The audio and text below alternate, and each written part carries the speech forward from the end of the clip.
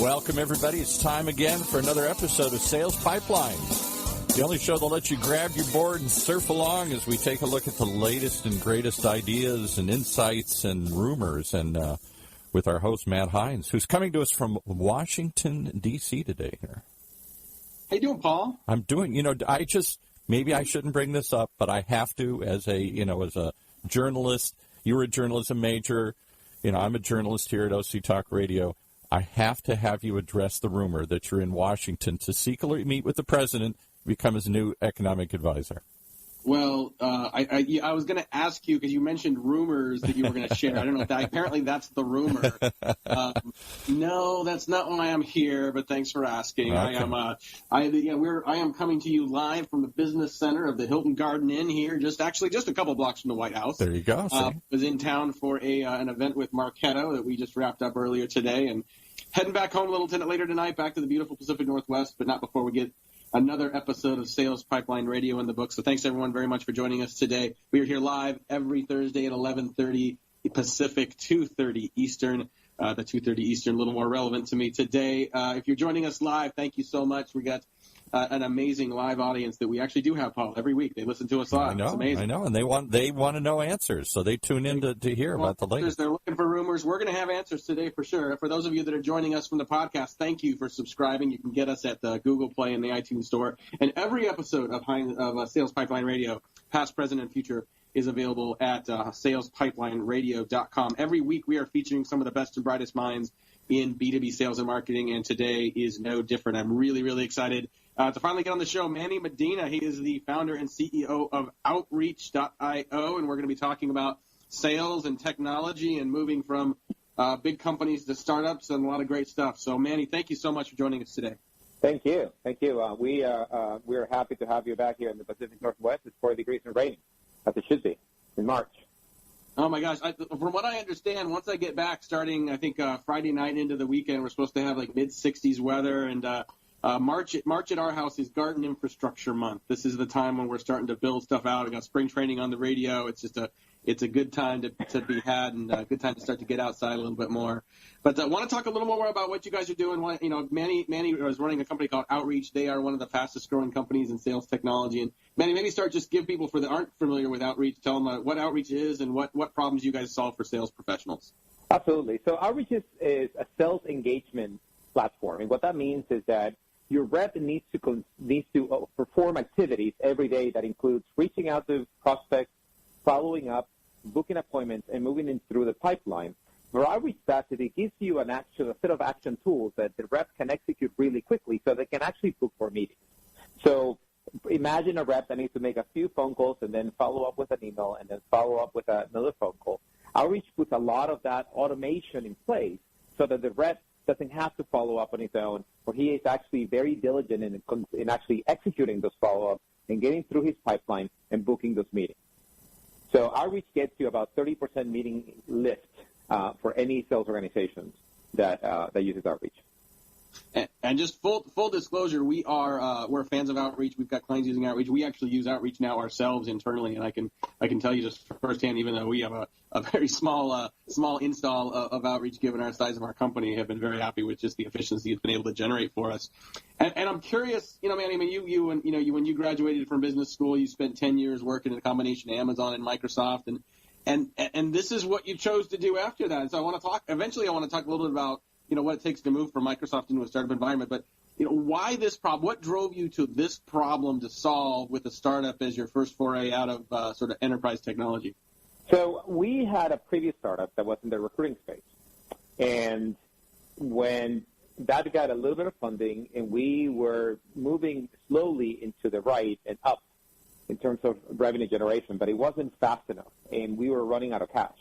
So there came a point in our life that happened sometime in the third quarter of 2014.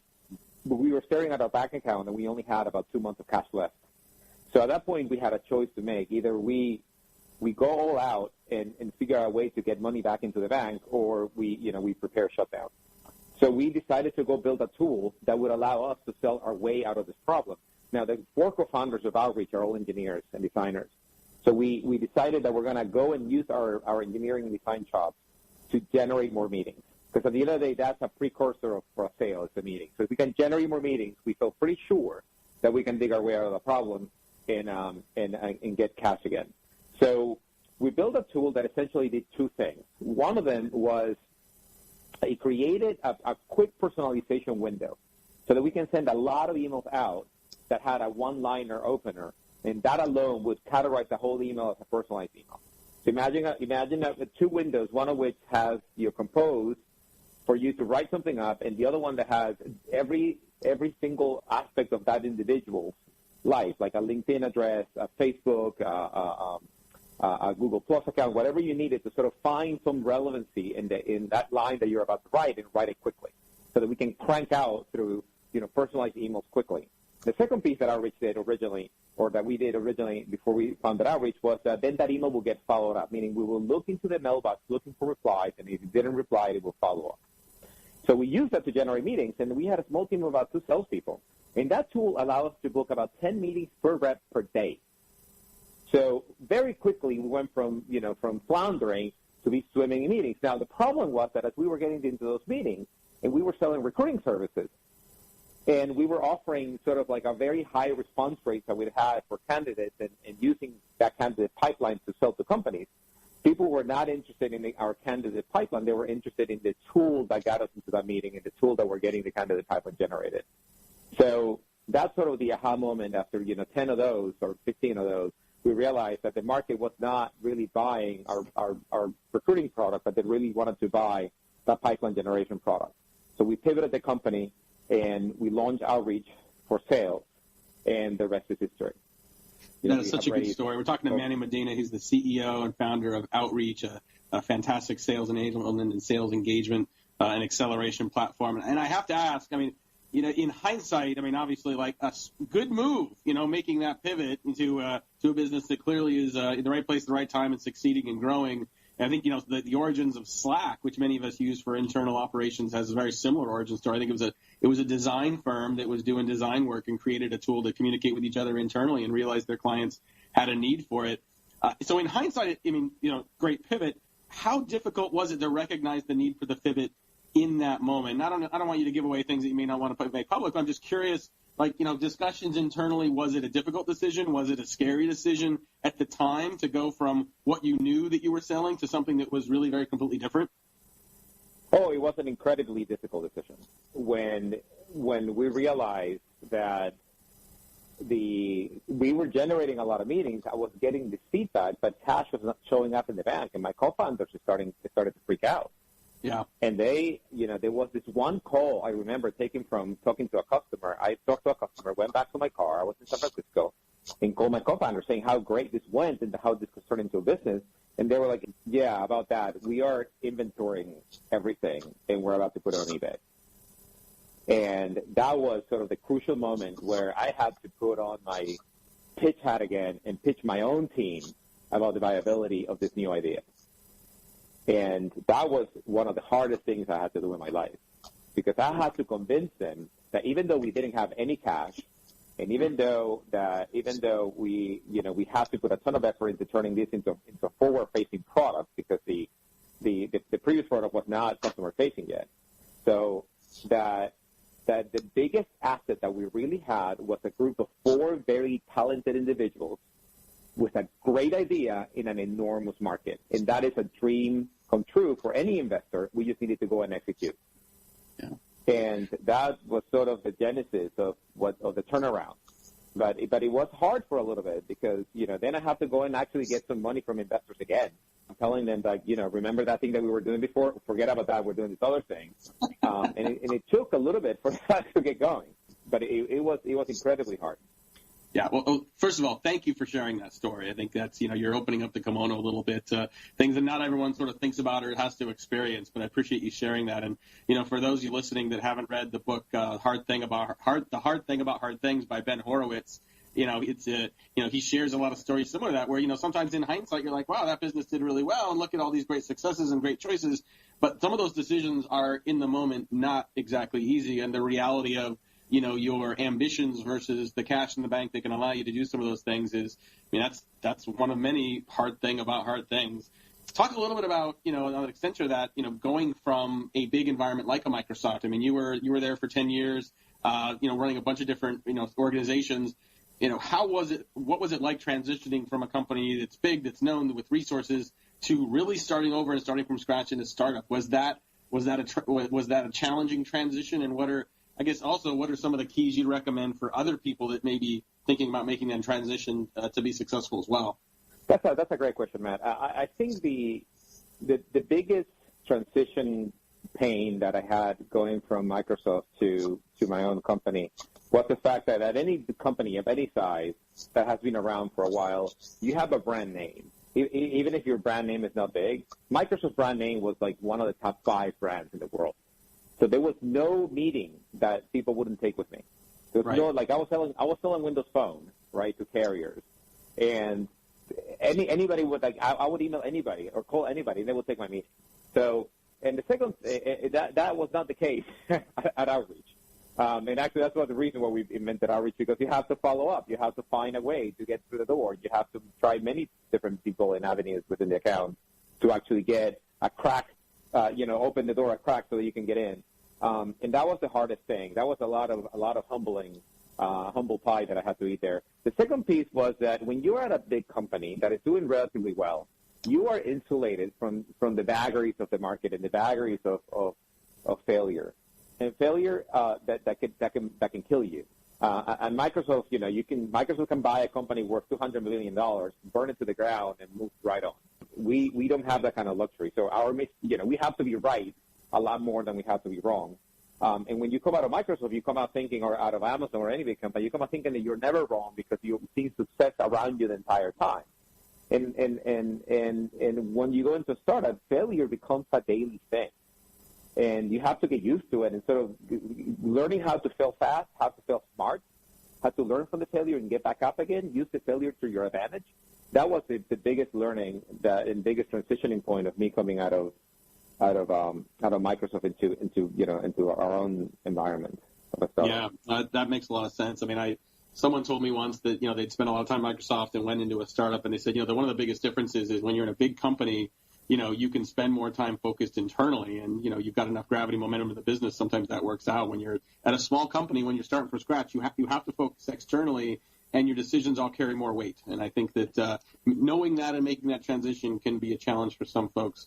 Well, hey, we're going to have to take a quick break here, pay some bills. We'll be back with more with Manny Medina. He's the CEO and founder of Outreach. We're going to be talking a little more about sales technology and understanding when it helps, when it hurts. Talk about growing a business rapidly with integrity and keeping your values intact and much more. Thanks for listening. We'll be right back on Sales Pipeline Radio.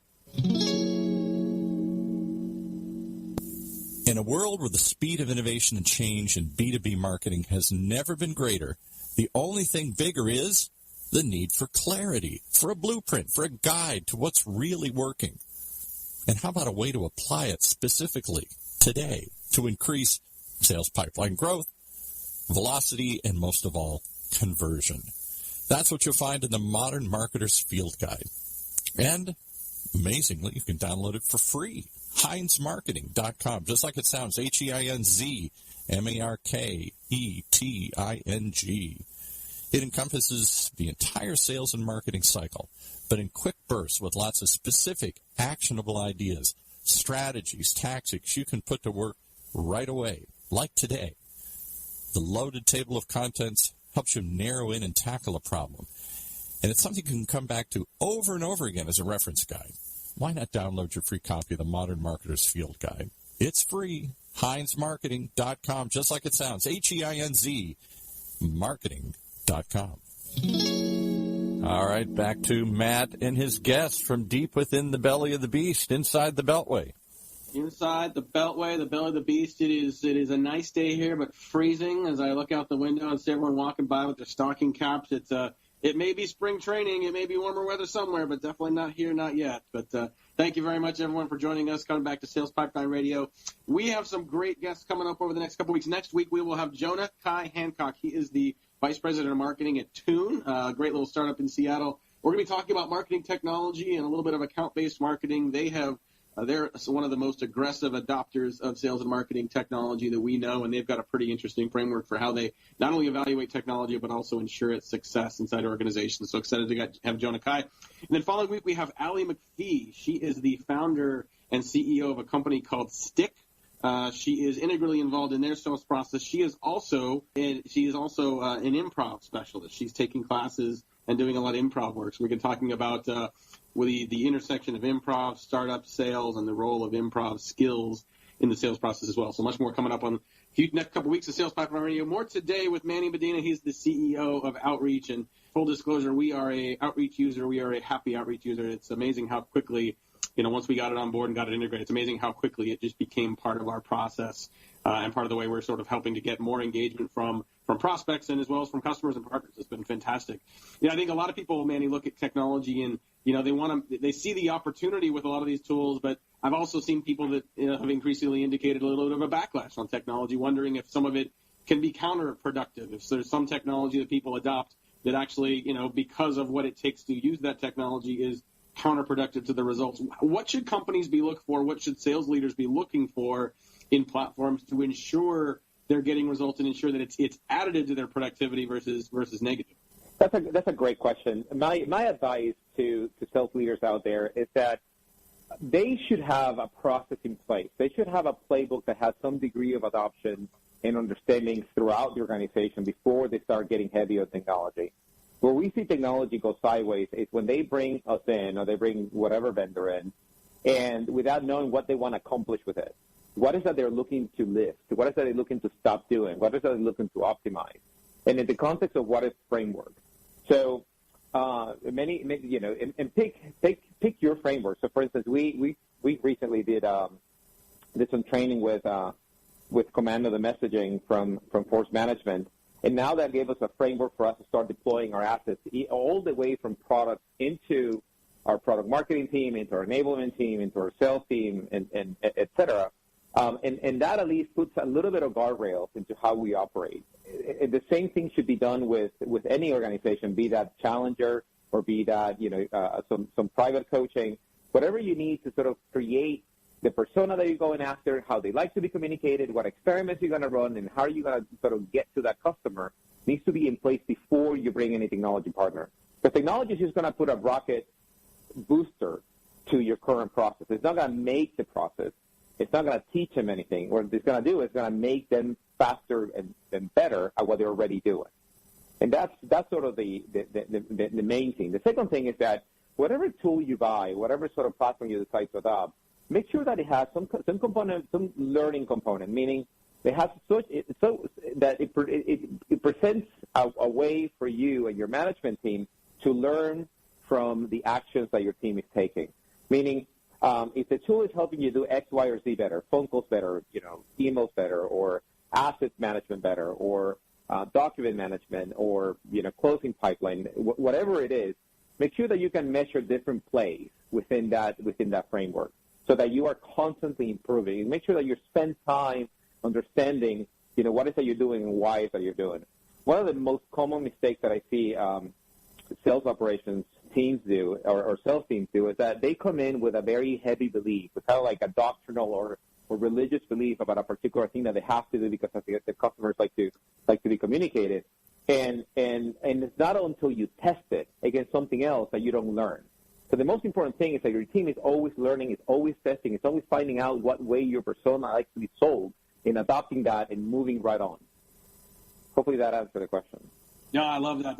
That's a great answer and a great framework. And we will certainly continue to share this up on SalesPipelineRadio.com as well as a great way to think about technology usage and really evaluating those tools and how they can be successful for you moving forward. Got just a few more minutes here with Manny Medina, the CEO of Outreach, and definitely encourage you to check out Outreach.io. Some great resources up there. They've got a fantastic blog and a lot of other resources. And if you go there right now, you are very likely to see a video and a promotion for Unleash. Last year, kind of out of the blue, Manny, I mean, you guys created one of the most buzzed about sales conferences of the year. I was not able to make it last year, but I have yet to talk to someone that wasn't just blown away by the quality of the conference. And it's coming up again in May. I think it's May 6th through 9th, 2018, down in San Diego.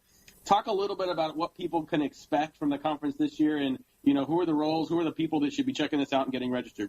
That's another great question. So let me tell you a little bit about the story of Unleash. So Unleash was a response to a need to have a sales conference where a sales professional, can come and be inspired and be energized and learn something and take that home. We didn't see in the market, other than, the big sort of affairs with booths and vendors, we didn't see in the market something that fulfilled that need, and we decided to go ahead and fill it. As you know, this company has a few important elements from the Tony Robbins organization, and that helped us sort of hone in on what is our persona going to be in a conference, right? What is that we want to deliver? How do we want to make people feel? So this year, the theme is going to be peak excellence, and that is, how do you show up every day at peak excellence at your job, and how do you perform as a rep? Your job is hard. You get told no many times. Your commit number may not be the number that you're coming through with. How do you get back on your feet and sort of get back into that peak excellence mindset? And peak excellence, covers many things. It's your tooling, your attitude, your mindset, your preparation, your training. All that comes together in one conference, and that's what we're going to be talking about. And the easiest way is just to go to unleash.outreach.io and register for the event. It's going to be mind blowing. So as you know, we have signed up the Navy SEALs to come into training every morning, and we have signed up Jocko Willink, the author of Extreme Ownership, to come and give us a talk. And this is mixed in with a new outreach releases, such as Outreach Amplify, our new machine learning platform, and a number of other things that it's just going to be bigger, badder at than last year. I love it. Yeah, I'm definitely looking forward to being there with you guys this year, and it sounds like you guys have a lot of exciting stuff coming up. So definitely check out unleash.outreach.io, or just go to the outreach.io homepage and you can find more information, register there. You're talking about sort of peak mindset. I know this is something that that bleeds over into your organization as well, and you guys have grown very quickly, taken advantage of the market opportunity. But I know that with that rapid growth, it's been important for you to grow with integrity and to grow with with values and maintaining a good culture. Talk a little bit about what it takes to build and maintain an ideal culture in the midst of aggressive growth. That isn't always an easy thing. No, absolutely, and actually that is the first thing that breaks with rapid growth, if you don't mind it. And a couple of things that I think we did right is that we gather our early team back when we were about 50 people, and we gather as many of people as we could into our room, and we decided to sort of list what are the core values of this company, what are we going to stand for, who are we going to be. And you would think that something comes from the founders, but it didn't come from the founders. It came from everybody. And the funny thing is that it was a quick exercise. It took about 2 hours to come up with 5 core values, the initial 5 core values that we came up with. And after that, what happens is that those core values need to be discussed, need to be tested, need to be challenged. And that needs to be a point of conversation at all times. So every time that we get into an all hands, there's always a question around the core value, and that initiates a conversation across the company on what does that mean. So, for instance, one of our core values is grit. But grit, sounds great, and it sounds like something you would do when you're passionate about a long-term goal and you go after it on a regular basis with a lot of energy and enthusiasm. But grit can also break things, can also, drive the wrong behavior. So, for instance, many times our support team or customer success team will do something that is on the platform that is not quite right, but it solves the customer problem by gritting it out. Yeah. And instead of sort of like taking that, the problem statement and bringing it back to our product so we can actually go ahead and solve it, grit can also sort of, cut the other way. But recognizing, when a cultural or, when a core point of view sort of cuts both ways is when that point becomes real. When it starts being dogmatic and something that the CEO just says all the time so that you can feel good about yourself, but when you actually go and do it. So, for instance, another core value for us is diversity. But we don't just talk about it; we go and measure it. And then we talk about the company of how many diverse candidates are we bringing into the pipeline, and are we feeling good about that pipeline? How many diverse candidates do we have on seat? How many diverse candidates are doing well? How many diverse candidates are in management? So having women and people of color and making sure those people are being successful here, are being recruited, and are being placed. That's how you actually live the core value of diversity. So that's that's sort of the bottom line, is that for you to really live the core value, you have to test it, you have to put it in front, you have to discuss it, you have to sometimes even disagree with it, and measure it, most importantly.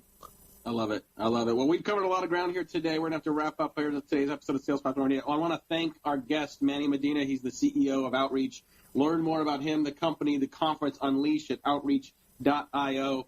We will have a recording of this episode on demand at salespipelineradio.com in the next couple of days if you want to listen to this again.